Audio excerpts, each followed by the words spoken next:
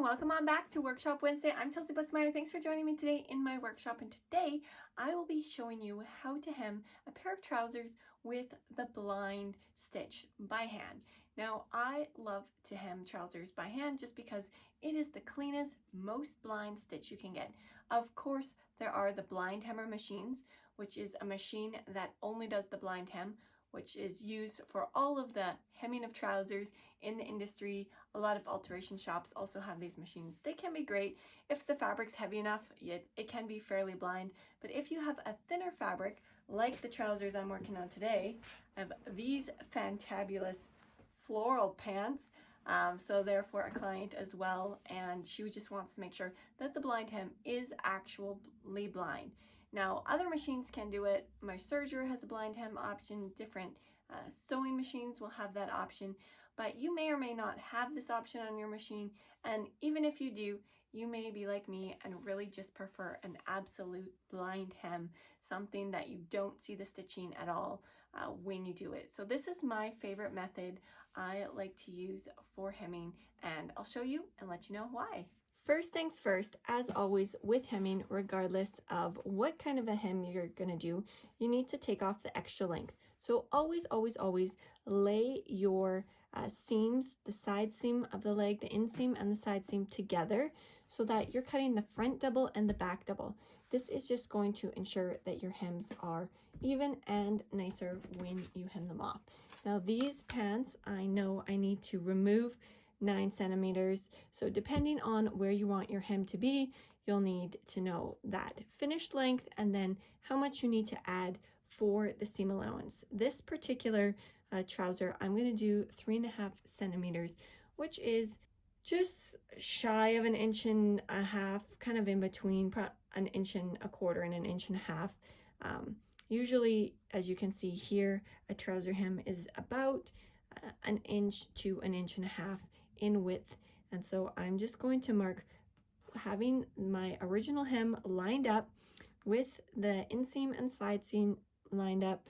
I'm going to do that 9 centimeters that I need to remove all the way along. And then depending on how much of a flare you have, you may notice that it's a little bit tilted on the bottom. So you'll want to follow that as you hem it. Just reaching for my scissors here. I'm just going to remove this extra length. Now, if you don't have a serger, you can just use a pinking shear here. If you don't have a pinking shear, then you can use a regular scissor, of course, and just zigzag stitch along it. If you don't have a machine, well, you can leave it a little extra long and then fold over a little extra material before you fold it up, but that's also gonna make it a little thicker. So I like to just fold it up once, just like they do on the original hem. And since I have a serger, I'm also going to serge it first before I hem it up.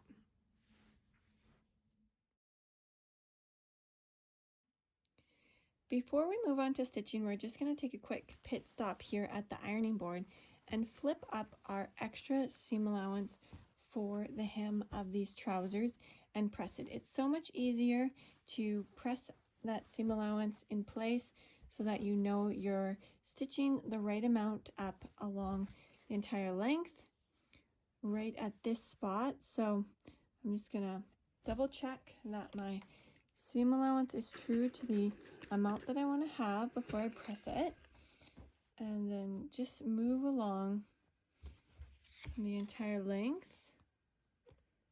So I'm doing the 3.5 centimeters.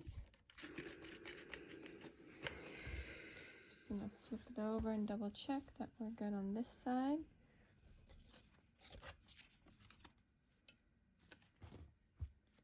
Just press it a little bit firmer here on this side as well.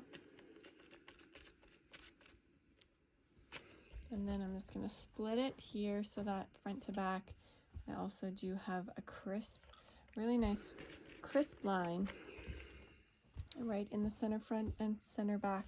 And if you feel like the measurement might be off, then you can always double check width, but this is looking really nice all the way around.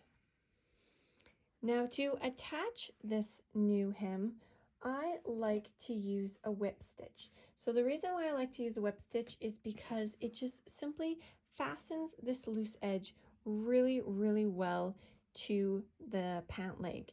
Now I always start at a seam because I can just sew through that entire seam and get a really, really nice hold right at the beginning. So I'm just going to take a couple of really small stitches over the edge. And I'll do this on the other side as well as we pass over the side seam, just so that we do have these 2 points that are really, really secure. Now, there's different methods and different people have different preferences for hemming, but I just love the whip stitch because we can simply just catch a couple threads from that material, the top material, the leg of the pant itself, and really securely pop through that seam allowance. When we whip over the top, then we can hold that edge just really nice and close to the pant leg, so you're not going to catch it with your toe or something like that when you're sliding into the pants. And we all know that it's just so frustrating when a seam falls down. I mean, if you're sewing it by hand, it's not going to unravel like any of the blind hemming machines. I think we've probably all had a pair of pants just drop and unravel when the thread is broken at the wrong spot.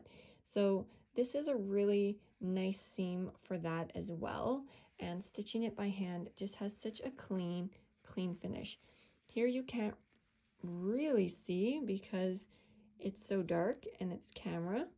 Oh, look, when I hold it up in the light, you can see where the seam ends. So you know where that fabric is attached, but you can see that there's not even a dimple where the thread comes through in that stitch. So this is just my favorite method because it has the most secure hold without seeing it at all. It's the most invisible of your invisible options, and especially if you have a thinner material. And you don't even need to do the stitches super, super tiny. You can see here that I'm doing them about probably 3/4 of a centimeter. So 1/4 of an inch is quite a large kind of stitch length. Oh, here I just lost my threads. It's quite a large stitch length for any kind of hand stitch, and it is definitely secure enough. You could go smaller if you preferred. Obviously, it's going to take longer, but you'll have a finer hem. And so I'm just going to continue to do that just all the way around.